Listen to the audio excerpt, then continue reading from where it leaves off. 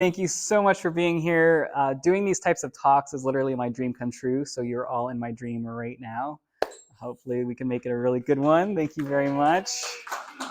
Thank you. Thank you. My name is Adam Peters. I am a project manager by day and a happiness ambassador by night. I do have a day job. I do this in my spare time because I have a great passion for it. And it certainly gives me purpose. And that's part of what we're going to talk about today is how happiness and purpose intersect and how you can find that happy in yourself. So I have 19 best practices as part of the Blueprint to Happy. One of them is about gratitude and showing gratitude. So I like to start here. I'm very grateful that you are all out here on a very gloomy Monday, the first Monday where it's super dark outside. It's right before the election. There's a lot going on. We just had 2 hurricanes. So I am so grateful that you are here with me today. And I am very excited to see what you take away, what questions you might have at the end. There'll be some Q&A. There's also sample books right around your location. If you want to flip through them as I'm speaking, you're more than welcome to do that. So that being said, I do understand that we are in a little bit of a period right now. There's lots of stress, lots of anxiety. So I'd like to invite everyone to take some nice deep breaths just to kind of reset our nervous system, roll your shoulders a little bit. It's a good indicator to your body and your brain that you're in a safe place. This is one of the things that I talk about in the blueprint. So thanks for resetting with me. I want to start with this question because this is what prompted me to go down this journey. Because during COVID, when we were all kind of isolated and I had a lot of time to think about things, I asked myself this question. And you don't have to raise your hand, but I would like you to answer this question to yourself. If you died tomorrow, would you be happy with how you lived your life? The answer for me was absolutely not. It was a very strong no, which led me to wondering why. Why was my answer no when I had everything?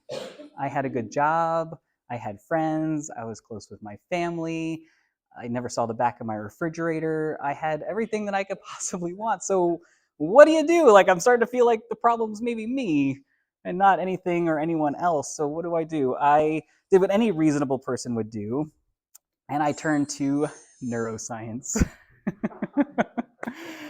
When I was locked in COVID, I took it very seriously. I kind of battened down the hatches. I read a lot of books, and a lot of them that came across my desk were around neuroscience. How does the brain work? Why do we think the thoughts that we do? Why do I tend to skew so negative all the time? Why do I have such a negative outlook? And one of the first things that I found was I'm not alone. Most people have a 3-to-1 ratio where they have more negative thoughts than positive thoughts. And it's an evolutionary holdover. So when we were hunters and gatherers, there was a lot of things that could literally pop out of the bushes and kill us. Be that a spider, a predator, an infection. So we always had to be on the lookout for dangerous, negative things. The challenge is we have evolved over a long period of time, and in this most recent period of history, just in the last couple hundred years, we have leapfrogged with our technology. We have so much leisure time now. We have high-stress jobs that make us feel like it's life or death, but is it really? We're having a hard time calibrating what is really worthy of our steadfast negative attention, and that's what the blueprint is all about. It's about acknowledging those negative thought patterns and then rewriting them to be a preference for positivity. That's the whole crux of the Blueprint to Happy, and we're going to talk a little bit about what that looks like. I do want to point out that these little illustrations that you'll see here, they were drawn by my niece, Summer Graziano. She's 16 this month. She'll be 16 a little later this month. And so I just like to give her some credit because she's done a wonderful job translating some of my ideas onto paper here. Thank you, Summer. All right. So this is what I want to underline when it comes to our negativity bias. This is a studied phenomenon. Barbara Fredrickson talks about this in her book called Positivity. She studies positive emotions. She's a pioneer of that field of study, and she works out of the University of North Carolina. And what she explains is that even though we have far more positive events happening to us on any given day, we get up on time, we make it to work, we have a fun interaction with our coworker, we got maybe a small raise, but one person gave us some feedback we didn't like. one person that day out of those 5 or 6 things that happened. And so this is what our brain does. It gives preference to that one negative thing, and you'll think about it more than you'll think about the positive things. This is a natural bias. There is nothing wrong with you if this is your current state of being, but it is something that we can acknowledge, we can become aware of, and that's the first step in changing the ways that we think. This is another thing that I learned in my neuroscience quest. About 95% of our negative thoughts are repeat thoughts. So the same, I don't look good enough, I'm not getting paid enough, people don't like me like they should, I don't get enough support, on repeat negative thoughts. I found this out and I thought this is great news, because if I can find 1 or 2 of my repeated negative thoughts and turn those around, I've just gained so much more bandwidth back into my life. So it was actually comforting to know that our thoughts are on repeat, so I can start to really truly address them. So one of the things I wanted to invite people here to think about and talk about is purpose and happiness. So when people feel like they have a purpose, it is much easier to feel engaged, to feel full of life, to feel energetic. And there's a big intersection with happiness here. Aristotle has some thoughts on this. He said that between the intersection of your gifts, the natural gifts that you have, your talents, what you bring to the table, and your abilities, at the intersection of all those things is your purpose. And I can tell you right now that having a negative thought process is not going to necessarily exclude you from finding that purpose and putting your gifts, talents, and abilities to work, but it's going to make it a lot harder. It's going to make it much harder than having a preference for positivity, where this is another gift to us by Barbara Fredrickson. She defined this, she gave words to this. By having a preference to positivity, it gives you the ability to broaden your perspective. So when you're in a negative headspace, you're naturally focused, and that makes sense, right? There's a snake in the grass. I'm not looking anywhere else until I get away from this threat, from this danger.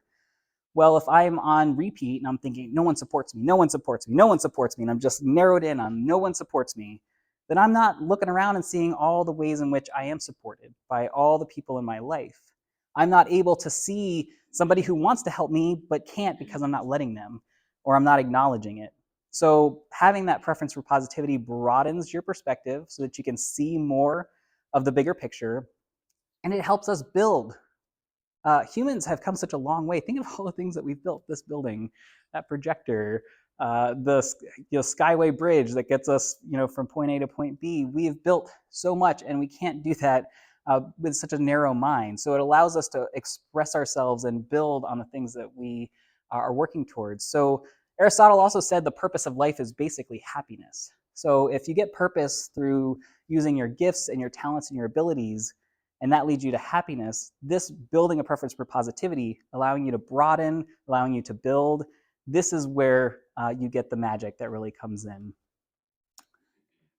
So to go down this neuroscience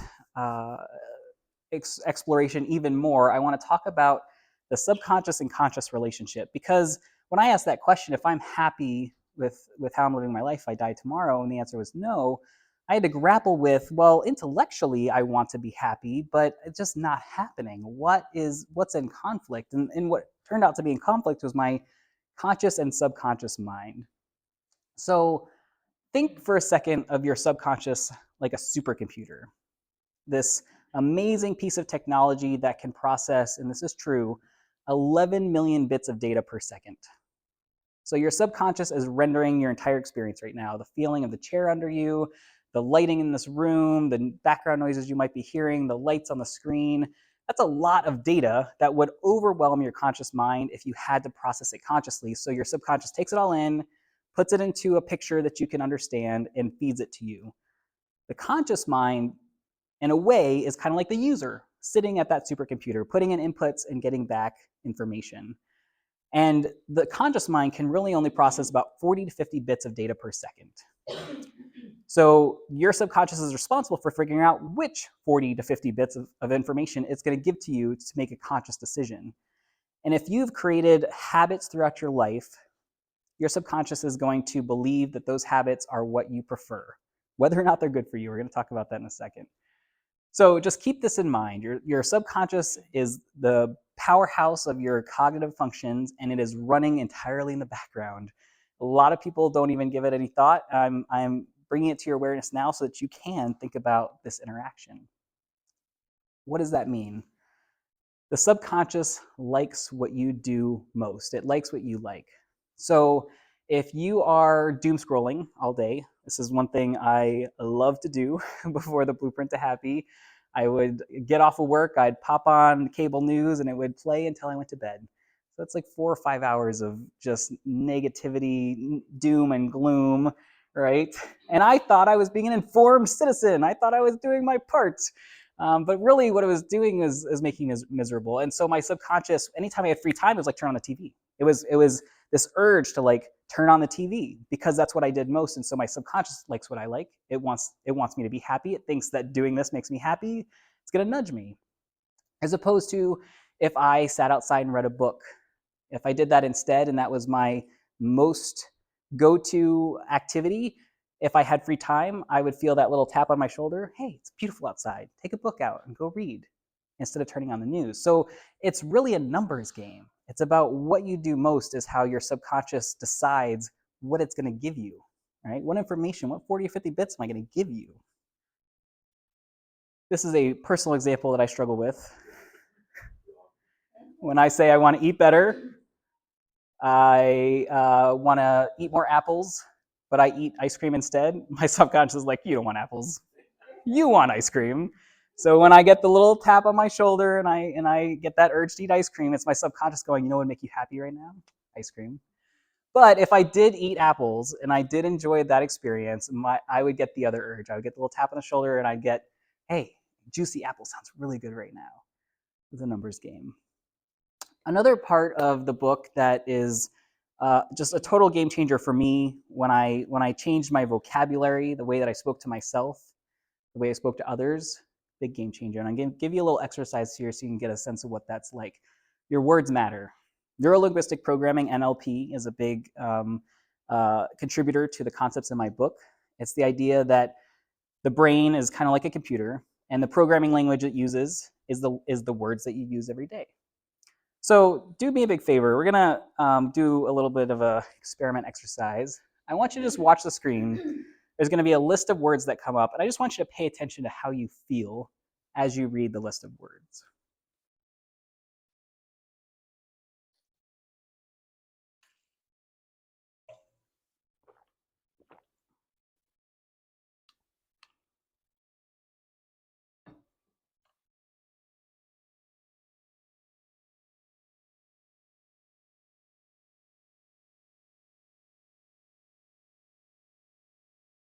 Anybody willing to share what their experience was reading that list?